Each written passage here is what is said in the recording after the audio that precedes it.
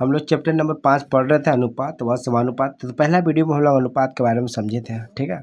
तो आज का वीडियो में हम लोग समानुपात यानी प्रोपोर्शन पढ़ने वाले हैं, ठीक है। तो चलिए स्टार्ट करते हैं।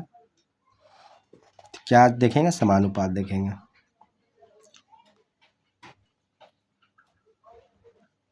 समानुपात को हम क्या बोलते हैं इंग्लिश में? समानुपात को हम इंग्लिश में क्या बोल सकते हैं? प्रोपोर्शन बोलते हैं। क्या बोलते हैं? प्रोपोर्शन।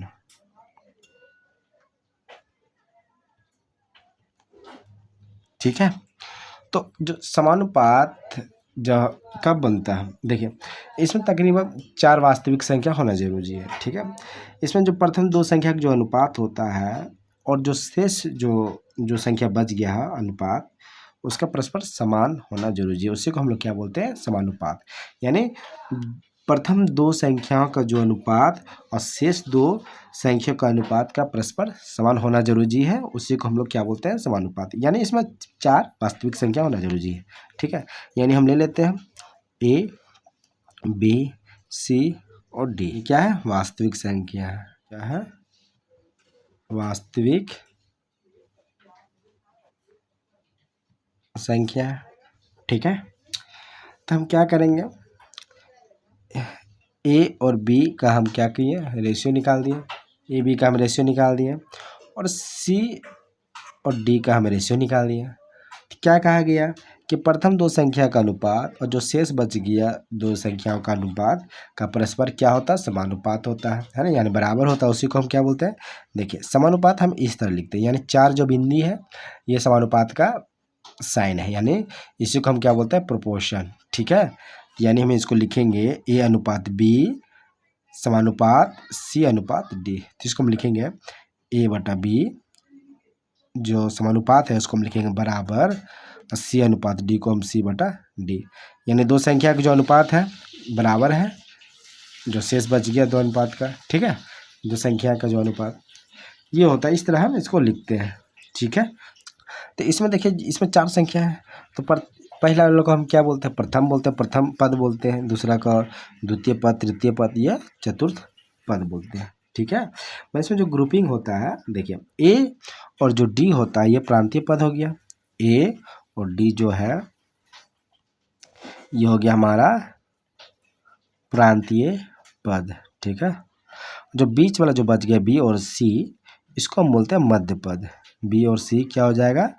मध्य पद। और जो शेष बच गया ये डी, जो डी है इसको हम क्या बोलेंगे? चतुर्थ पद, यानी चतुर्थ समानुपात भी इसको हम बोल सकते हैं। इसको हम क्या बोलेंगे? चतुर्थ पद, या इसको हम बोल सकते हैं चतुर्थ समानुपात, ठीक है। समझ में आ गया? अब हम समझेंगे, ये तो हो गया समानुपात।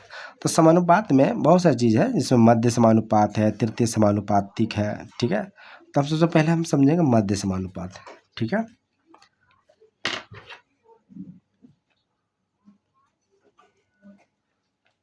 मध्य समानुपाती, ठीक है। देखिए मध्य जो समानुपाती है इसको इंग्लिश में हम क्या बोलेंगे? Mean proportional. क्या बोलेंगे? Mean proportional. मीन प्रोपोर्शनल,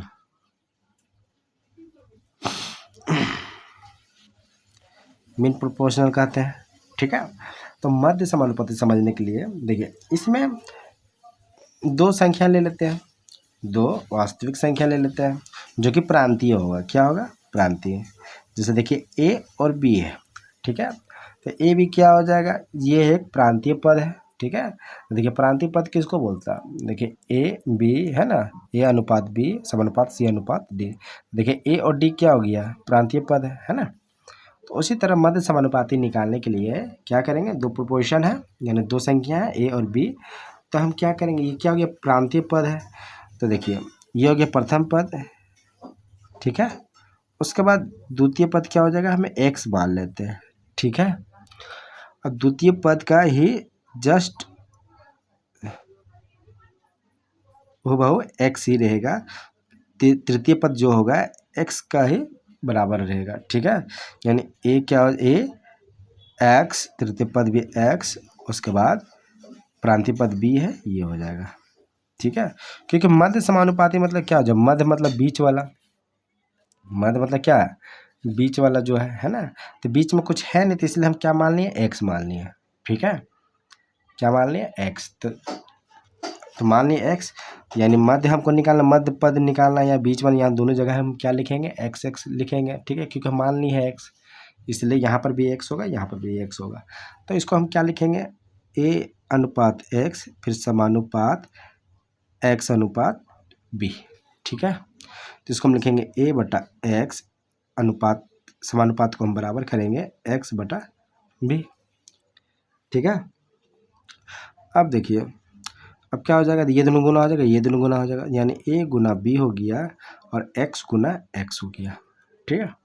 यानी दोनों को हम चेंज करते हैं, इसको ये साइड में लेकर आते हैं, इसको ये साइड में लेकर आते हैं, यानी एक्स एक्स क्या हो गया, एक्स स्क्वायर, और ए बी हो गया, ठीक है। अब देखिए एक्स स्क्वायर है, जब ई साइड में जाएगा बराबर के, तो रूट चढ़ जाएगा, ए बी हो जाएगा, प्लस माइनस हो जाएगा, ठीक है।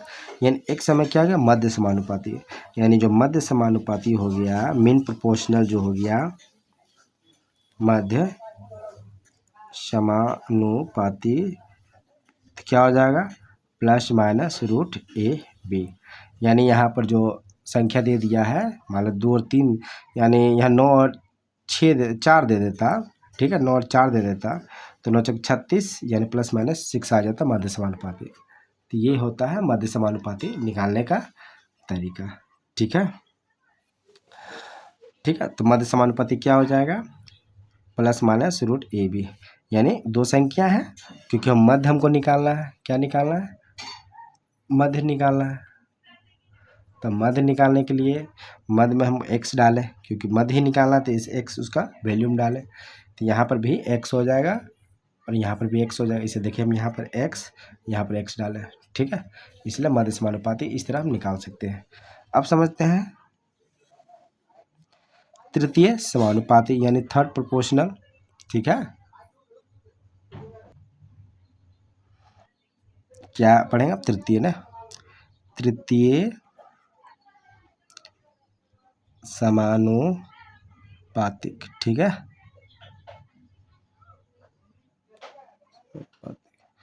इसको इंग्लिश में क्या बोलेंगे, थर्ड प्रोपोर्शनल, क्या बोलेंगे, थर्ड प्रोपोर्शनल, थर्ड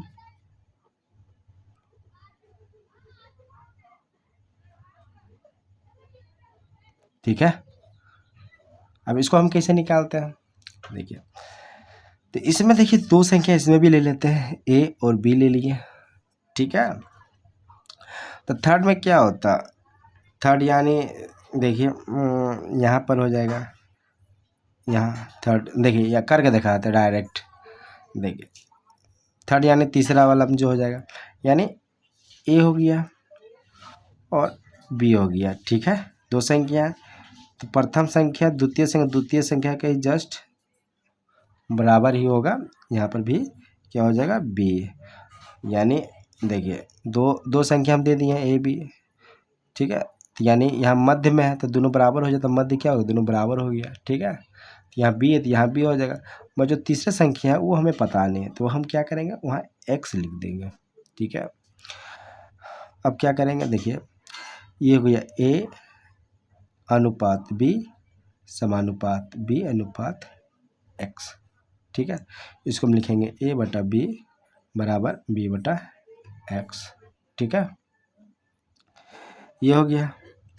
अब देखिए ये दोनों गुना हो जाएगा, ये दोनों गुना हो जाएगा, यानी ए गुना एक्स बराबर बी गुना बी, ठीक है। अब एक्स बराबर क्या आ जाएगा, ये बी स्क्वायर हो गया, ये नीचे आ जाएगा, ठीक है। यानी जो तृतीय समानुपात हो गया, क्योंकि ये एक्स ही हमारे क्या है, तृतीय समानुपातिक है, ठीक है। तो यानी ये हो जाएगा तृतीय समानुपातिक बराबर क्या हो जाएगा, बी स्क्वायर बटा ए, यानी कोई संख्या है ए और बी है ना। तृतीय निकालना बोलेगा तो जो जो सेकेंड वाला जो रहेगा उसका हम स्क्वायर कर देंगे, और जो प्रथम पद होगा उसको यहाँ बट्टा ए कर देंगे, मतलब बट्टा नीचे लिखेंगे। उसके बाद हम तृतीय समानुपात डायरेक्ट हम निकाल सकते हैं। ठीक है, अब समझते हैं हम चतुर्थ समानुपात यानी फोर्थ प्रोपोर्शनल। ठीक है, अब समझते हैं चतुर्थ समानुपात हम कैसे निकालेंगे। ठीक है, जो चतुर्थ समानुपातिक यानी फोर्थ प्रोपोर्शनल हो जाएगा, है ना, फोर्थ प्रोपोर्शनल हो जाएगा। तो देखिए ये कैसे हम निकालेंगे, तो इसमें 3 संख्या ऑलरेडी दिया रहेगा। देखिए ए हो गया, बी हो गया, सी हो गया। ठीक है, यानी चतुर्थ निकालना है, यानी जो चतुर्थ समानुपाती हो जाएगा वो क्या हो जाएगा, एक्स मान लेते हैं, तो ये हो गया एक्स। ठीक है, तो इसको हम रेशियो में लिखेंगे, ए रेशियो बी प्रपोर्शन सी अनुपात एक्स। ठीक है, यानी ए अनुपात बी समानुपात सी अनुपात एक्स। ठीक है, इसको हम लिखेंगे ए बटा बी बराबर सी बटा एक्स। ठीक है, अब ये दोनों गुना ये दोनों गुना हो जाएगा, ए ये हो जाएगा और बी गुना सी, यानी एक्स बराबर क्या हो जाएगा, बी गुना सी बटा ए। तो ये रहा चतुर्थ समानुपात, हम इस तरह इसको निकाल सकते हैं। तो चतुर्थ जो समानुपातिक जो होता है, 3 संख्या दे दिया हुआ। ठीक है, उसे आप यहाँ पर डायरेक्ट यहाँ पुट करके बी गुना सी बटा ए करके आप निकाल सकते हैं। ठीक है, बस वीडियो थोड़ा लंबा हो गया है। ठीक है, तो आज का वीडियो बस यहीं तक रहेगा। वीडियो अच्छा लगा तो लाइक कीजिएगा, सब्सक्राइब कीजिएगा चैनल। धन्यवाद।